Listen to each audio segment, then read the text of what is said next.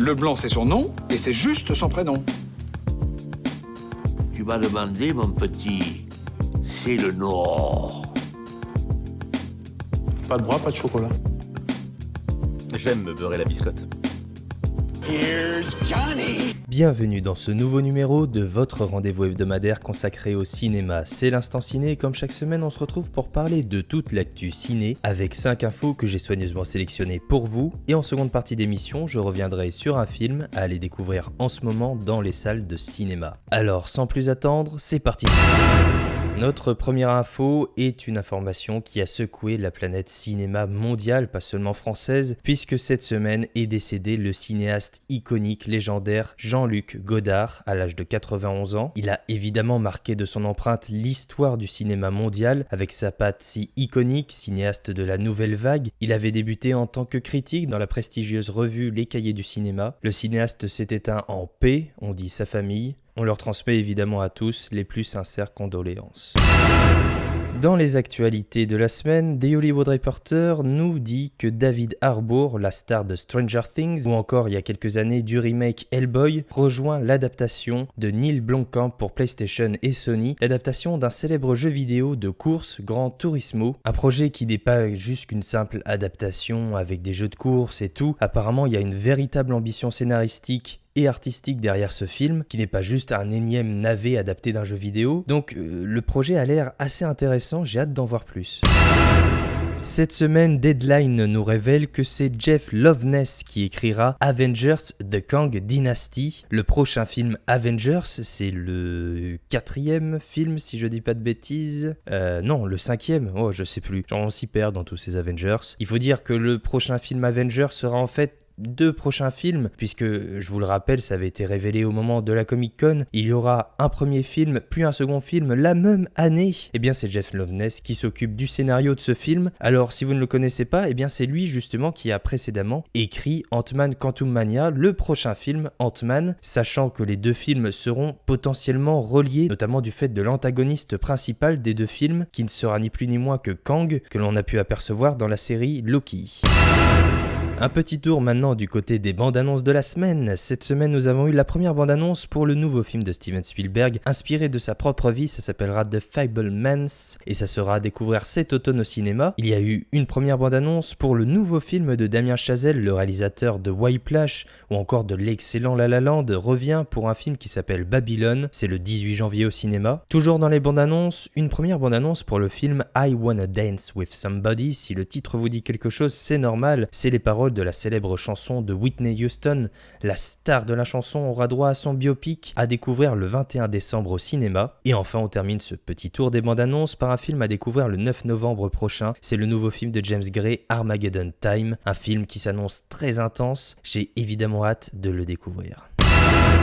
Et enfin, pour terminer ce tour des actus, on retourne du côté de The Hollywood Reporter qui nous dit que Jacob Lofland rejoint le casting du film Joker Folie à 2. Ça fait plusieurs semaines que je vous parle de ce film, notamment des ajouts de casting, puisque le casting s'étoffe de plus en plus. Et cette semaine, encore une nouvelle fois, avec Jacob Lofland, le jeune acteur qu'on a pu découvrir notamment dans la saga Le Labyrinthe, rejoint donc la seconde aventure de Joaquin Phoenix dans le rôle du Joker. Le tournage débute en novembre. Passons maintenant au film de la semaine. Cette semaine, j'ai envie de vous faire découvrir un film exceptionnel, un film écrit et réalisé par Emmanuel Mouret. Ça y est, le réalisateur phare français est de retour dans un film passionnant avec Sandrine Kiberlin et Vincent McCain. Ça s'appelle Chronique d'une liaison passagère. J'avais rien prémédité du tout à cette soirée. Ça faisait bien longtemps que j'avais pas embrassé une autre femme. On va boire un verre ou deux, mais je ressens une envie irrésistible de faire l'amour avec toi. Voilà, ça va vite là. J'ai pourtant tout bien fait comme il faut. J'ai parlé de ma femme, de mes enfants, et que j'étais sans doute pas à bon plan. Ah non, ça tu me l'as pas dit. C'est simple. On ressent une attirance l'un pour l'autre. On se plaît, on fait pas de plan sur la comète. Arrête avec cette idée de tromper ta femme. Tu l'aimes? Ah bah oui. Bah voilà, donc ça veut dire que tu la trompes pas. Nous, on se voit pour d'autres choses. Ça y est, Emmanuel Mouret est de retour. Vous pouvez pas savoir à quel point je suis heureux parce que j'aime ce réalisateur, j'aime ses films, j'aime la complexité et en même temps la simplicité de sa mise en scène, de son écriture. Et avec Chronique d'une liaison passagère, on retrouve tous ces éléments. Le film a été projeté au Festival de Cannes cette année en sélection officielle et tout le monde en avait dit que du bien. Enfin, en tout cas, moi, j'en avais entendu que du bien. Alors forcément, j'étais excité à l'idée de découvrir ce nouveau film, surtout avec ce postulat assez complexe et en même temps étrange. Alors, si vous n'avez jamais entendu parler de ce film, je vous pitch en quelques secondes l'histoire. C'est tout simplement l'histoire de deux personnes, Sandrine Kiberlin et Vincent Macaigne. Lui est marié, elle est une mère divorcée, et les deux entretiennent une relation secrète, notamment parce que lui est marié, il a une vie de famille, et du coup, elle joue le rôle de sa maîtresse. Et ce qui est pas commun dans ce genre de film, on a déjà vu ça plein de fois, des histoires de tromperie comme ça, ce qui est pas commun, c'est que le film se centre uniquement sur ces deux personnages, là où la plupart des films jouent justement sur l'ambiguïté de cette relation secrète entre l'homme qui a une vie secrète, donc avec sa maîtresse, et sa vie de famille que tout le monde connaît. Ici, on ne connaît même pas sa femme, on connaît même pas ses enfants, toute sa famille, et la même chose pour elle, elle a un fils mais on ne le voit pas. On se centre uniquement sur cette liaison, sur ces moments que vivent ces deux personnages, ces moments intenses, passionnée et souvent extrêmement drôle, notamment parce qu'elle est énergique, elle est virevoltante, elle est assez libre. C'est une femme libérée, comme le chantait un très grand chanteur. C'est une femme qui n'a peur de rien, qui aime aller vers l'inconnu, qui aime l'audace, et elle le dit justement, elle n'aime pas la passion. Elle vit cette liaison comme quelque chose de presque de l'ordre de l'objet. Et lui, ça l'arrange bien, puisque lui, c'est quelqu'un de très naïf, timide, presque chétif. Il a toujours peur que tout aille trop vite. D'ailleurs, c'est ce qu'il répète souvent. Oh là là, ça va trop vite. Oh là, je vais chez toi, ça va trop vite. Oh, on s'embrasse. Ah non, ça va trop vite. Il a peur à la fois qu'on le découvre, mais également de s'éprendre d'amour pour cette femme. Et les deux se répètent, du moins au début, que cette relation est purement d'ordre sexuel. C'est uniquement un passage, et elle le dit elle-même pour le rassurer. Avec moi, c'est purement sexuel. Avec ta femme, c'est l'amour, c'est tout autre chose. C'est même pas comme si tu l'as trompé. Alors, évidemment, vous vous en doutez, on va découvrir que cette liaison n'est pas juste de l'ordre de l'objet ou du passage, qu'il y a évidemment des sentiments là-dedans, mais pourtant le film va aller dans des endroits auxquels, en tout cas moi, je ne m'imaginais pas en découvrant le film. C'est un film qui regorge de plein de surprises, de plein d'idées, et c'est un film étonnamment très drôle. C'est sans doute le film le plus drôle, à mon goût, d'Emmanuel Mouret. On s'est vraiment marré, il y avait pas mal de monde dans la salle, d'ailleurs, des personnes âgées, des personnes plus jeunes. J'ai été étonné de voir qu'il y ait autant de monde pour un film d'Emmanuel Mouret comme ça en première séance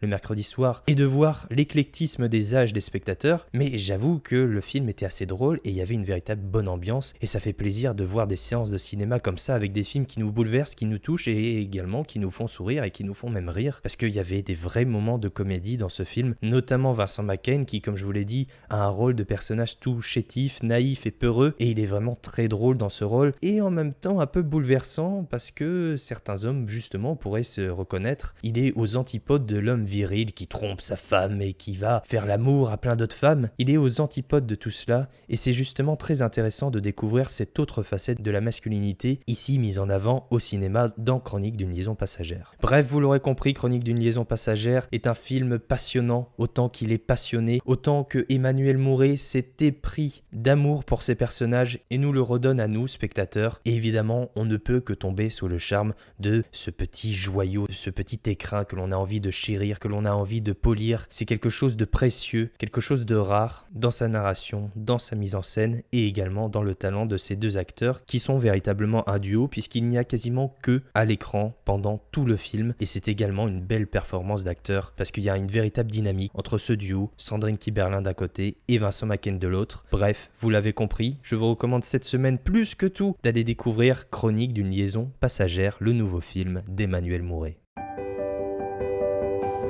On va profiter du temps qui nous reste, on va se faire du bien, sans penser au futur. Tu veux prendre une douche avec moi? Non, je veux garder ton odeur.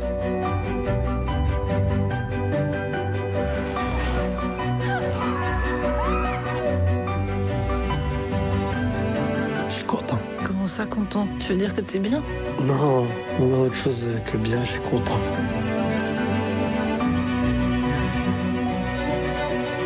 T'es content de toi? Non. Bah, tu pourrais l'être, hein, si t'es bien. Ce que je veux dire, c'est que Je suis content de vivre ce que je vis là.